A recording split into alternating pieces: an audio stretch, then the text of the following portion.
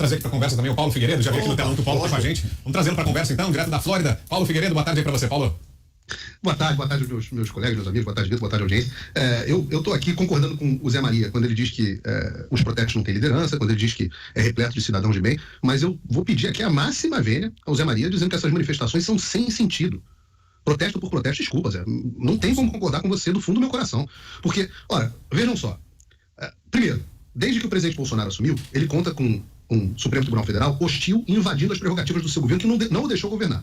Tá? Além de tudo, esse mesmo Supremo Tribunal Federal tornou nula as múltiplas condenações de um sujeito que havia sido, acho que eu ainda posso dizer isso, que havia sido condenado por corrupção em várias instâncias, tornou tardiamente nula, depois revertendo uma decisão da própria corte. Né? No meio do caminho, eles prenderam e calaram todos os apoiadores do presidente Bolsonaro. Criaram 2 inquéritos inconstitucionais, um inquérito, veja você, criaram um inquérito para impedir e para investigar manifestações populares. Criaram um inquérito para investigar manifestações populares. Um outro de fake news, milícia digital, que eles colocaram todo mundo. Aí esses mesmos sujeitos fecham os jornais, fecharam Terça Livre, asilam jornalistas. Nós temos um jornalista como exilado político aqui nos Estados Unidos. Temos, eu tive com ele outro dia. Tá aqui, com a família toda perseguida. Ah, mas eu não gosto, é blogueiro, não é jornalista, porque agora inventaram que jornalista tem que ter quase que sindicato, agora senão não é jornalista. Eu lembro aqui do nosso querido Augusto Nunes, que não tinha feito faculdade de jornalismo, talvez seja um dos maiores jornalistas do Brasil. Né? Aí eles fazem busca e apreensão na casa de empresário com base em matéria de jornal. Né? Censuram veículos de imprensa, nós aqui censurados, até hoje não podemos falar tudo que fazemos. Conduzem um processo eleitoral de forma absolutamente não isonômica, absolutamente injusta, decisões absolutamente tapafúrdias, inéditas. O presidente podia fazer live na casa dele, podia usar imagens. O radiolão, o Alexandre de Moraes mandou enfiar no ralo, né? Para usar o termo do Bolsonaro. Todas essas cenas do nosso filme de terror que você está rememorando, tem uma outra leitura, uma outra interpretação. Elas se tornaram o que elas se tornaram pela anulação dos 3 poderes que deveriam intervir a cada uma delas. Né? Claro, quando um jornalista é acusado de qualquer coisa, né, o judiciário devia intervir para dizer, bom, ele está em curso na lei de... O judiciário é o acusador. O judiciário não é o acusador, não confunda o Supremo Tribunal com o judiciário. Não, o Supremo Federal o judiciário está revogado. Não, mas eles revêem todas as sentenças, Fernão. É a autoridade suprema. Eu vou dizer mais. O Supremo Tribunal Federal não é só o judiciário. O Supremo Tribunal Federal hoje é o executivo e o legislativo. Exato. Ele começou... Exatamente, mas é exatamente o que eu estou dizendo aqui. Eu não sei se você assistiu o começo do programa, mas é exatamente o que nós estamos dizendo aqui. Quer dizer, essa energia toda devia estar sendo dirigida para a reconstituição dos 3 poderes. O judiciário é um aliado dessa causa. O Ministério Público é um aliado dessa causa. Não é porque ninguém falou nada. Não é porque ninguém falou nada. Aliado é para mim quem está na rua, Fernão. Ninguém falou nada. Esses aliados, dá vendo aqui, esses juízes, o silêncio deles é ensurdecedor enquanto usurpam as prerrogativas deles. O nosso querido Roberto Jefferson, figura famigerada aqui, ele foi julgado sem ter foro privilegiado e o judiciário não fez absolutamente nada. Ninguém contesta. Os outros poderes são coniventes, se você quer a minha opinião. Mas você está dizendo o seguinte, veja bem. Você está dizendo o seguinte, você estava andando na rua e de repente um cara te deu um tiro, né, e você caiu morto. Aí você está acusando o morto de não ter feito nada. Não é bem assim. Entendeu? Esses processos não acontecem assim. Quer dizer, primeiro que existe um fator de surpresa quando um poder ataca o outro. Onde é que está o André Mendonça? Cadê os outros juízes? Onde estão as associações dos juízes quando seus poderes são usurpados? Os procuradores entraram na dança. Talvez eles estejam esperando a manifestação apoiá-los. Se eles sentirem que esses não são os inimigos, são os aliados, talvez eles passem a se manifestar. Para isso eles precisam mostrar que são aliados. Porque a população não confia.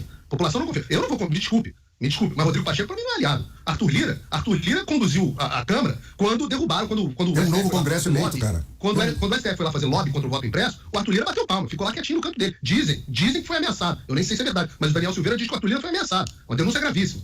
O Rodrigo Pacheco. Agora, onde estão os 2 nomeados pelo presidente Bolsonaro no Supremo Tribunal Federal que sequer manifestam um descontentamento? Então vocês me desculpem, a população está com razão nas ruas. Se você não procurar os seus aliados objetivos... Mas quem são os nossos aliados? A população só enxerga um aliado, o presidente Bolsonaro e as Forças Armadas. Se você escutar, talvez você descubra. Se você procurar quem são os interessados na mesma causa sua, se o judiciário permanecer sob a ditadura do Supremo Tribunal e com ele o Ministério Público e o Congresso Nacional, eles são aposentados precoces. Um bando de rainhazinhas da Inglaterra que não tem mais nada que fazer. Entendeu? Então, eles são, objetivamente, os seus potenciais aliados, se você conseguir demonstrar para eles que existe uma força no país que coincide no interesse que ela defende, o interesse deles. Né? E isso pode criar uma energia positiva muito maior do que você ficar na porta do Exército fazendo uma gritaria que não vai levar a nada. A não ser o que já aconteceu hoje na porta lá no Pará, né, um tiroteio para lá e para cá, com mortos e feridos. E quem é o responsável por isso? Isso aí não leva a nada. Né? Eu acho que essas manifestações estão no endereço errado. Elas deviam ir para a porta do judiciário e cooptar o judiciário. Não pode. Venham conosco. Você diz o quê? Os fóruns nacionais de pedir intervenção judiciária? Sim. Eles estão recorrendo, olha só, Fernão, com toda a admiração enorme que eu tenho por você. O que a população está vendo é que o poder de direito foi usurpado. Então elas estão recorrendo ao poder de fato. Foi usurpado, essa é a palavra, foi usurpado. Não foi entregue, ele foi usurpado. Então elas estão recorrendo ao poder de fato. Eu acho que houve conivência. Eu acho que o presidente Bolsonaro deveria ter agido de forma mais frontal ao Supremo Tribunal Federal quando eles invadiram as prerrogativas do Executivo. Tenho certeza de que o Legislativo deveria ter agido, tanto na figura do Arthur Lira, impedindo e trabalhando contra a prisão do Daniel Silveira, impedindo o lobby do Supremo Tribunal Federal no Congresso para impedir... Deveria, mas não agiu. Mas ainda tem tempo de agir. Você tem um novo Congresso eleito, com novas maiorias, entendeu? E você descartar essa força. Fernão, tem 7 deputados antes da partida não é uma manobra... Tem 7 deputados censurados, Fernão. O povo entende que a gente não chega no próximo governo. Porque eles acham que eles estão lutando sozinhos, cada um, contra o Alexandre de Moraes da vida. Entendeu? A confiança... E hoje é isso que está acontecendo. Agora, se eles sentirem que essa energia que está nas ruas é a energia que tem o mesmo interesse e objetivo deles, que é de restabelecer, a democracia no Brasil, senão eles não fazem sentido. Eles não fazem sentido. Qual o interesse desse cara? O Rodrigo Pacheco tem algum interesse com o povo? O Rodrigo Pacheco é um cadáver ambulante, cara. O Rodrigo Pacheco é um cadáver ambulante, é o cara que tá. Ele já escolheu o lado dele. Agora, se você deixar o lado dele ganhar, tá bom, ele vai ficar aí pro resto da vida.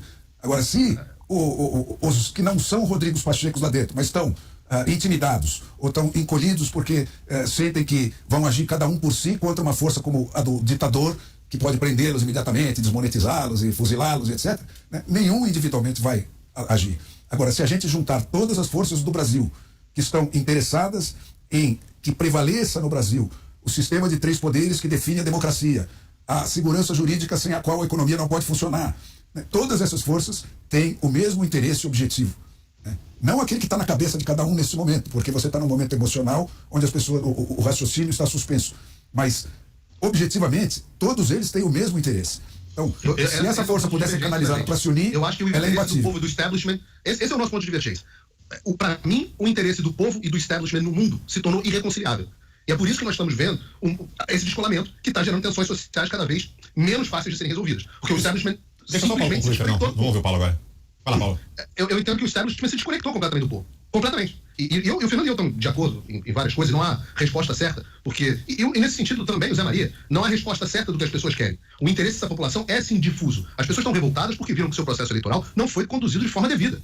Nesse sentido, o interesse é difuso. Aí as pessoas recorrem a quem elas percebem como aliados. Quem elas percebem como aliados? As únicas 2 figuras institucionais que mostraram probidade e estar ao lado do povo, que são o presidente Jair Bolsonaro e as Forças Armadas. É por isso que a população está na porta dessas 2. A população, de modo geral, não parou para pensar no que é intervenção militar, o que é intervenção federal. Ela só quer assim, alguém botar ordem nesse quarteto, porque tem um cara que virou um ditador, que calou o parlamento, que calou o presidente da República, e temos um processo eleitoral no qual nós não confiamos. Aí nós queremos... Tem 2 formas de lidar com isso. A forma da China, da Coreia do Norte, da União Soviética, que é você censura todo mundo, bota na cadeia, persegue criminalmente, exila. Essa é a forma da China e da Coreia do Norte. E tem a forma dos Estados Democráticos de Direito, das democracias liberais do Ocidente, que é transparência e satisfação para a população. Eu acho que até agora o Brasil tem lidado com a forma da Coreia do Norte. Pô, a Carla Zambelli tá aqui, eu tô com o meu Telegram bloqueado por ordem TSE. Eu sou um jornalista, pô. Eu tenho que dar satisfação pelo nosso Tribunal Superior Eleitoral, porque eu publiquei o relatório do cara que fez a auditoria na Argentina, nem emitiu juízo de valor. Isso é uma coisa que eu vivo nos Estados Unidos da América, com todos os defeitos que a América está vivendo hoje, que eu digo assim, é o fim da América. É impensável um jornalista ser proibido de divulgar um relatório feito por um especialista. O que está acontecendo agora, nós temos hoje, não sei se está na pauta de hoje, mas nós temos um professor de Harvard, PhD, professor da Fundação Getúlio Vargas, um economista PhD que vai receber a Polícia Federal. Exatamente, por quê? Porque o judiciário está suspenso, os direitos individuais estão suspensos, quem garante os direitos individuais é o judiciário, quem atribui os direitos individuais e os transforma em lei é o legislativo. Você não consegue fazer isso de outro jeito. Então, a alternativa que você falou, ou você vai para o caos e para a ditadura, ou você vai para o sistema democrático, a característica do sistema democrático é essa. Mesmo que o Drácula seja eleito presidente, ele não consegue chupar o teu sangue se tiver um judiciário, um Ministério Público e um legislativo funcionando como devem funcionar. Liberdade, né? Então, é por aí que eu sugiro que a gente tente encaminhar essa história.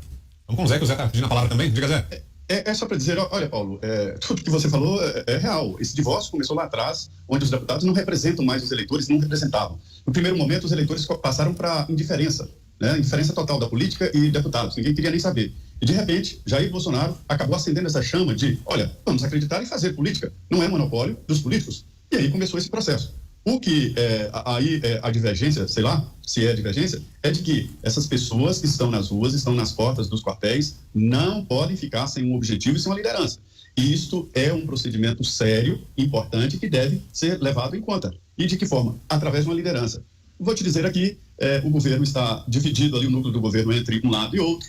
O senador eleito me disse que voltou do Palácio assim, impressionado com essa divisão, chamando de X9 ministros importantes que estavam até agora do lado do presidente Jair Bolsonaro, mas quer que ele assuma logo que perdeu e que o processo eleitoral foi bom, bonito e pronto. E o grupo não quer. Então está faltando, na minha opinião, exatamente isso: liderança. Disseram para o presidente Jair Bolsonaro, lá na conversa: presidente, Deus não escolheu João senão para entregar a cabeça, ou seja, preciso arriscar, preciso ir lá e liderar esse povo. Essa é a minha fala.